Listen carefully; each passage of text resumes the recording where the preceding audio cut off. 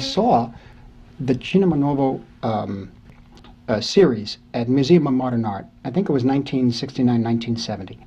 And I saw there Terence Tran's Land in Anguish. And, and also was Fuzi's.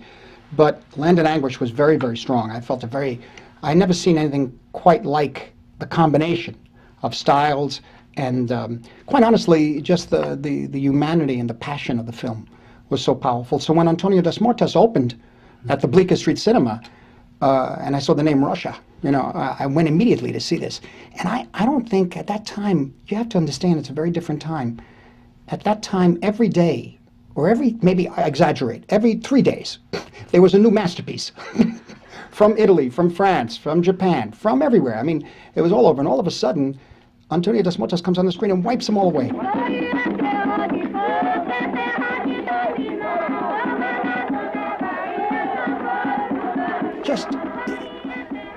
And I can only say this from an emotional standpoint because I don't have the intellectual background of understanding the politics and understanding the nature of what was going on in Brazil at the time. I really come from a working class background of Sicilians in the Lower East Side of New York, which was like living in a little village, until I went to Washington Square College, which was New York University, which was in Greenwich Village. And then it began to open up a little bit, and this extraordinary influx of films, of recreating, you have to understand, not just good movies, but recreating cinematic language was happening every 3 or 4 days from different parts of the country. Not even to mention Andy Warhol or Cassavetes, for example. This was the key in 1968, actually 1959 with Shadows.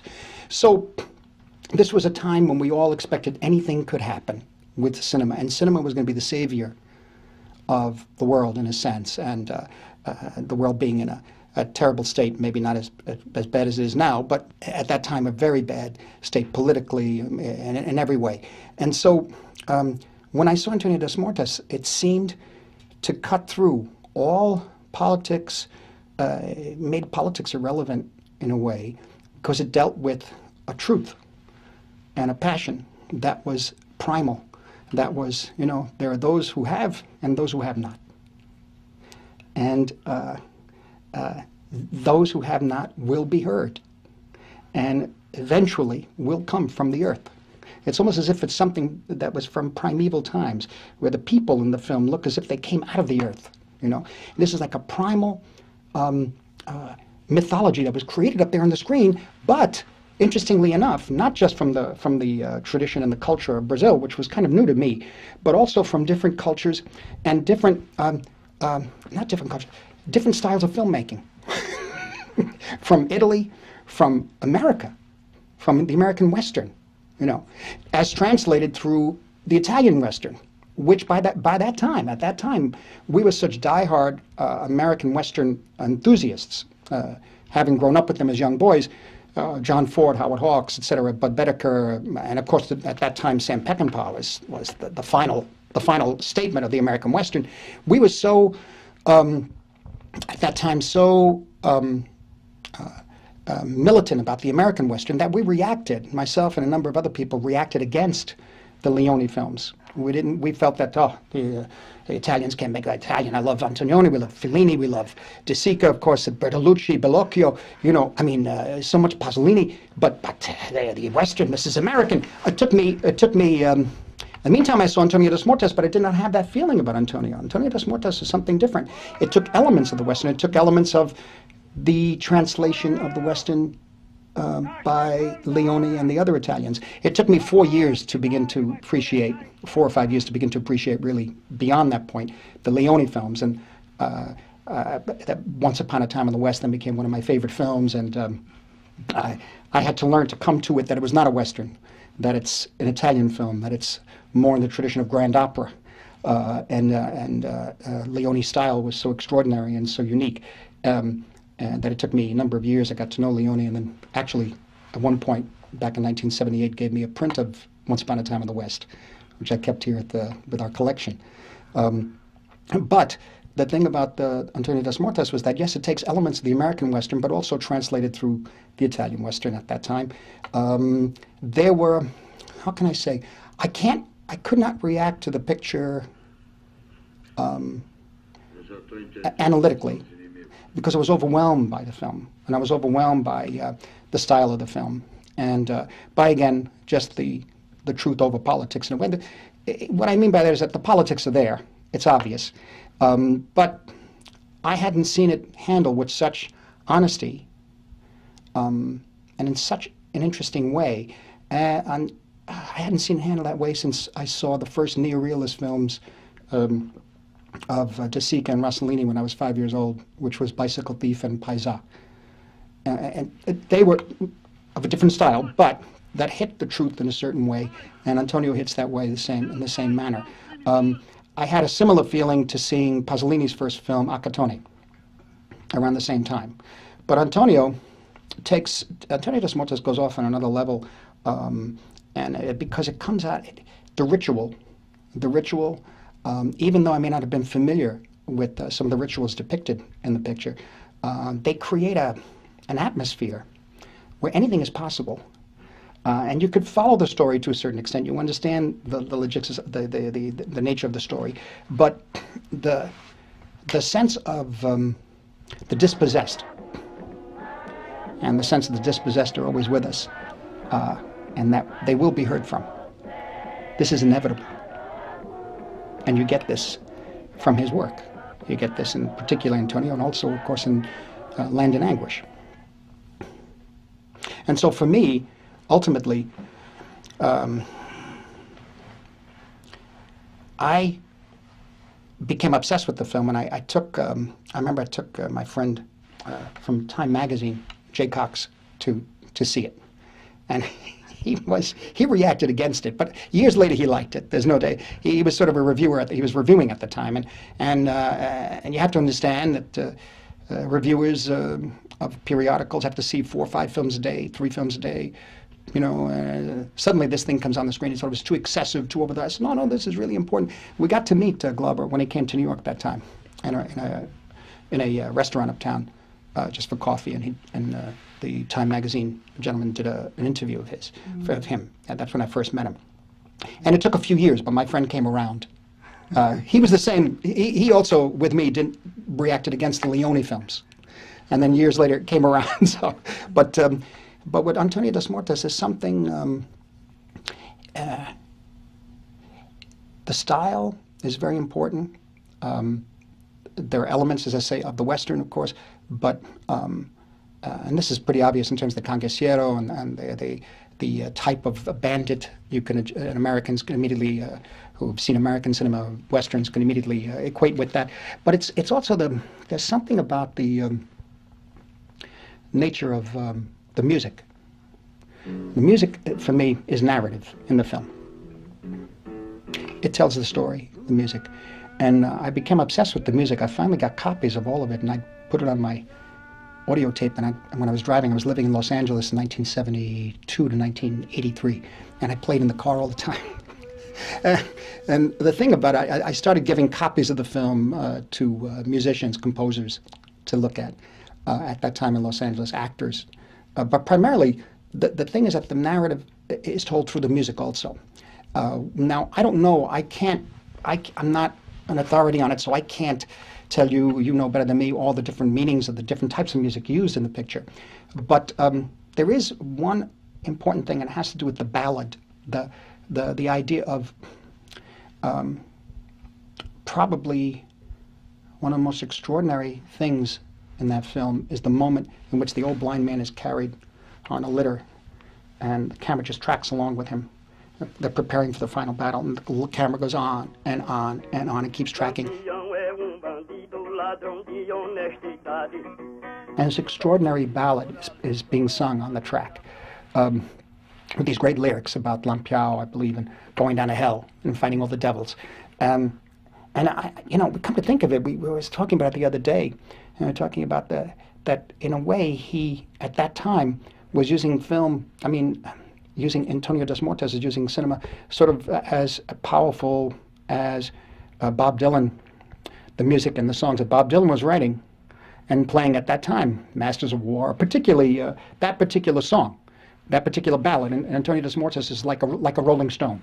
It just goes, and like if you listen as an American, I don't know about foreigner, but if you listen to like a Rolling Stone repeatedly, which I just did a documentary on Bob Dylan, it still has the power.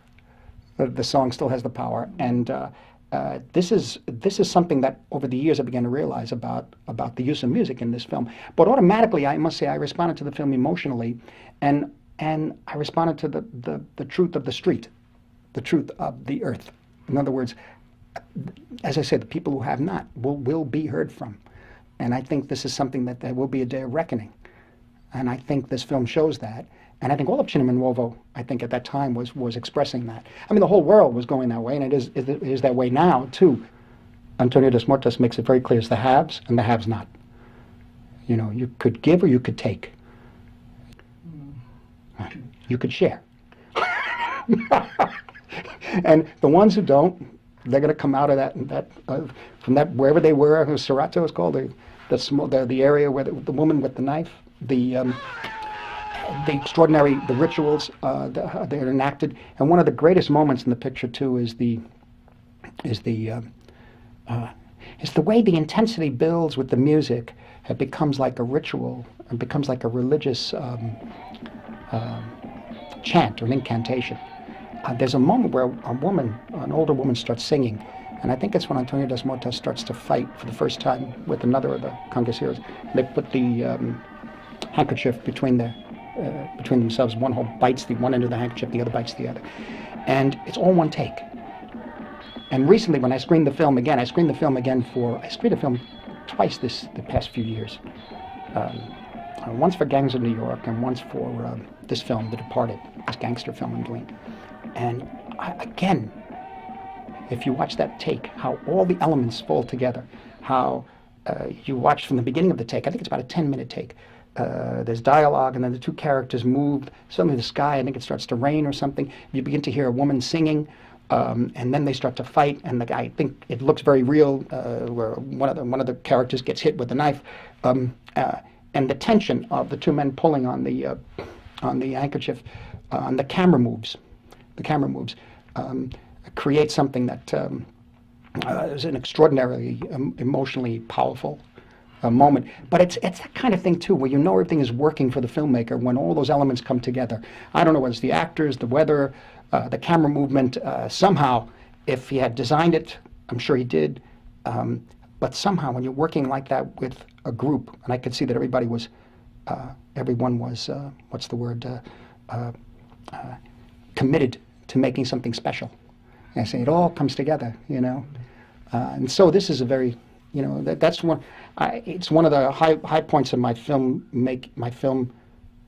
going experiences, to see this and to be enlightened by this picture. And because also, you know, the interesting thing about the Rocha films is that there was no attempt at, how should I say, he dealt with similar subject matter that was coming from Europe, but dealing with the European society post-war. But he dealt with it in such a way that was so direct, and so it may have had elements of the Baroque, it may have had elements of as I say, the Western and so many other different elements, but there was something about it that there were no excuses. They were just, this is the truth.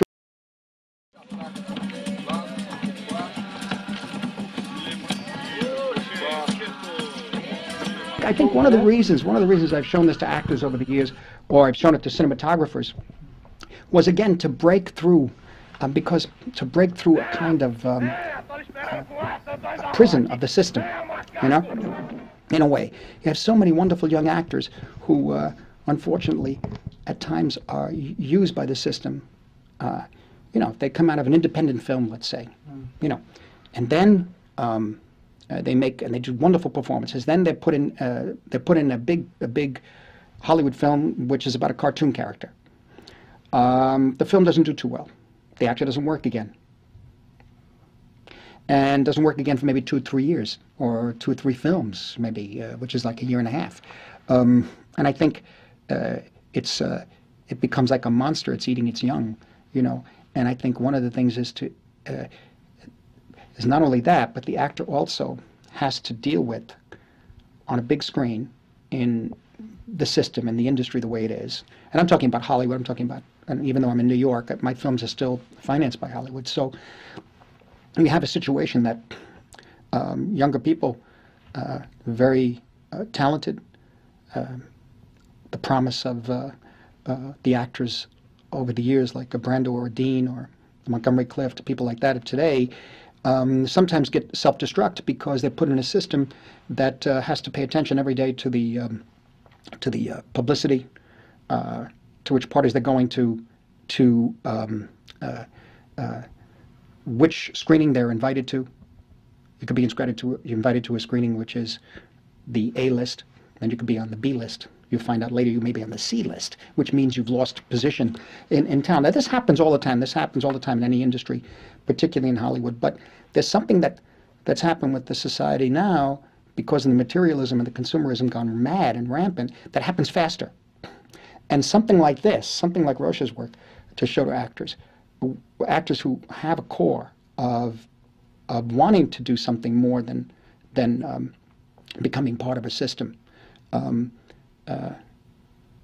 It might shock them into having fortitude and strength and overcoming those problems. You could do it. Some have done it over the years. Some have done it. There have been great actors who started in the 60s are still working, you know. But I see now what's happening is that people are used up in 2 days and gone. And I see pictures like this. I say, remember, this is also cinema. This also can happen. This is also film. This is also movies. Because cinema sometimes has a bad connotation in terms of becoming, something that is counterculture. And so our dream at the time in the late 60s, I hadn't made films when I met Glauber Rocha. I hadn't made films at that point when I first met him, when I first saw these films. And our dream at the time in this, what happened with that whole group in California, when we went to California, was to make new pictures that,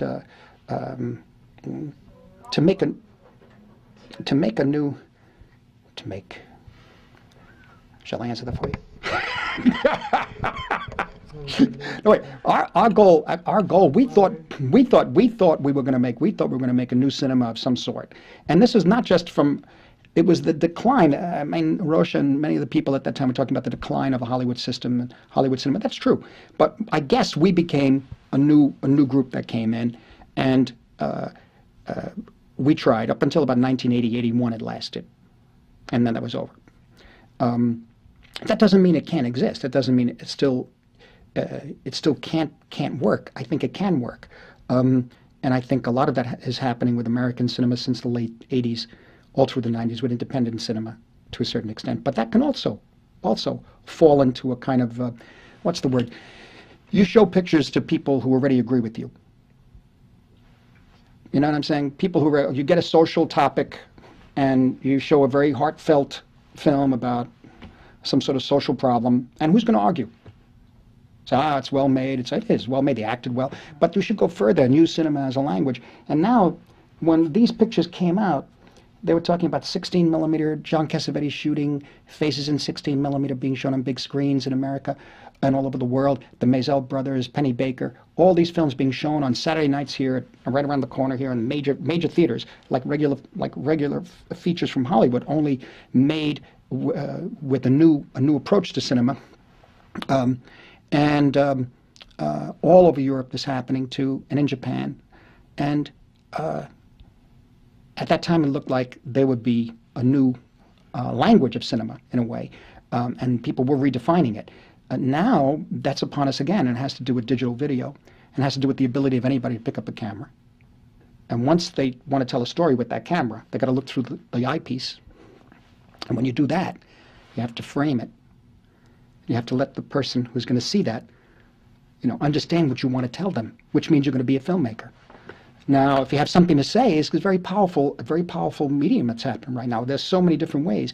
And now there's talk, and I guess it's happening, that, again, I'm not sure if this is would be considered cinema anymore, but films like great Hollywood films, or films like great European or Asian films, South American films, being shown on iPods.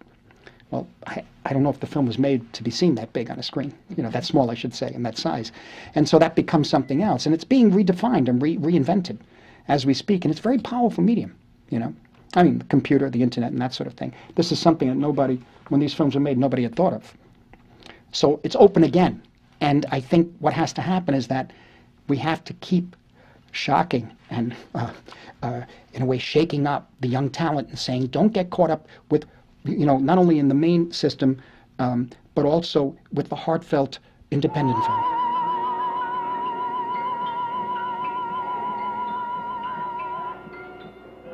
Well, the violence in Antonio dos Mortos is stylized. But the problem is that it's not. It reminds me of a ritualistic violence. It reminds me of rituals that are played out where people don't get hurt, but one plays out the violence. So there's a distancing, in a way. Now, yet, I know that I read about Rocha over the years. I know about Bertolt Brecht and all. I never understood that. I mean, I don't know. I come, as I say, it took me years to come around to where other people were when these films were made. And I was never an intellectual that way, and still am not. But the point is that the distancing didn't matter. I still felt the power. I knew what those images meant, and I knew what that violence meant, even though the violence was not necessarily shown realistically. You see, and that I don't say it's good or bad. I'm just saying that it didn't matter to me. And certainly, coming off of Bonnie and Clyde Made in America, or The Wild Bunch, or Sam Peckinpah, as I say, this if anything, is tied directly to the violence that was expressed in a certain manner in the Leone films. More Italian, more European, but also Japanese. I also felt a very strong association with Japanese cinema too when I saw Rocha's pictures, sort of like Japanese and Italian cinema mixed together, I used to say, and I was trying to struggle to find out what it was, to find out where all these styles came from. But then I realized too, I think about Taram Tronson, I look at it now, and you see Welles, you see Orson Welles, you see Eisenstein, of course, and whenever I make a picture, the first thing I do to jumpstart, if anything's left, I run Russian films of the 1920s. It's Eisenstein, Doshenko, Dziga Vertov, some Podovkin, some Kuleshov. But now these days Doshenko I like a lot. And if I can, Antonio dos Mortos or Taram Tronson, and that's just to push the mind working. That's to refresh the memory, or should I say, if there is anything left, to refresh the inspiration, to be inspired, just to be around great cinema, to see it and to be part of it, just to be in the room. You don't even have to look at it. You could be there in the room while it's being projected, And so, for me, I think my eye caught, particularly Taram Tronson, my eye went directly towards it because I think my eye was attuned to Wellesian cinema, Orson Welles. I liked Welles's films a lot. Homem não pode se dividir assim. A política e a poesia são demais para só homem. And so I came from a very conservative background, and in the early 60s is when I started to become aware of different ways of thinking, political thinking, and that sort of thing. I was maybe 16 or 18 when this began to happen. And so, in a way, for me, I always responded to the poetry. And I think with Rocha's pictures, that's what I'm saying. I went in, I responded to the poetry of the film. The politics were there. That's why I say it's beyond the politics, because the poetry is so strong that it's eternal. It's about mankind. It's not just about a political system, and or against a political system. It goes beyond that. That's why it'll always be fresh and new. And so I think, for me, that if the two can't exist together, the way he says, politics and poetry can't exist together, the poetry has the politics. No matter what you do, it's political. And I think this is something that, again, the younger people of today could maybe benefit from seeing in these films. I mean, it's obvious in Terra Intransa because it's about politics, in a way. But it's different about politics than the way, say, All the King's Men is. You know, the Robert Penn Warren novel that was made into a film, and this new film coming, a new version coming out on that. It's a different thing. And the thing about Terra Intransa, I mean, is when I saw that at the Museum of Modern Art, I never saw a reaction to a film that way. There was the last shot of the man firing the gun. It's widescreen, 185, and he's on the corner of the frame, I remember. And after the film was over, there were 2 or 3 people just applauding and applauding and applauding for like 20 minutes. It was moving. It was so overwhelming. I mean, not that, I don't say this where I say pick up a gun and go and shoot, but it has to do with that image is like the most eloquent image of, in cinema that expresses that injustice will always be resisted. Always.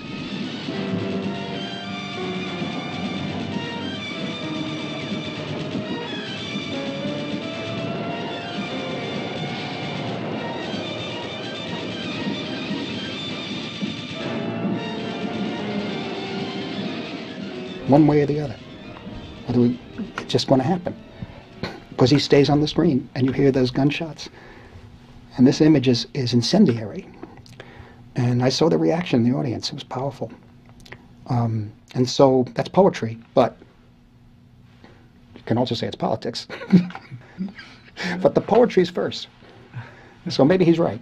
I got Glauber Rocha I met over the years, then I started making films. There's no doubt Antonio das Mortas had like a major impact on Mean Streets and on Raging Bull. On Raging Bull we put in some Brazilian music in homage to Glauber. There's a couple of pieces of music in there. But in any event, I think last time I saw him was in Venice, 1980, I think. Yeah. But before that, we had Tom Luddy brought him over to I had a small house in Los Angeles, and we had a dinner as Tom Luddy, myself, and Glauber, and I showed him The Big Shave, his short I had made. And we looked at a John Ford film, The Horse Soldiers. Yeah. The Horse Soldiers. Not a great John Ford film, but it had, he liked Ford, and he liked Westerns, he told me. Era uma espécie assim de cruzar João Ford com Jean Vigo e com Eisenstein. I think it's Antonio. I think. But I go back and forth. There's Land and Anguish and Barlavento. But I like very much. Antonio's the one I keep checking back with. I keep showing to people if I think they deserve it. Because sometimes people, some people are gone. I mean, some people like zombies. They have no more feeling or something. I don't know. And I think it's good to show it to people who will, you know, that it might help them in their work. Or even if they reject it, it's something for them to have a reaction to, rather than what's being presented today. But no, I think it's Antonio. I go back and forth with Antonio. The music is always in my head, and I know it very well.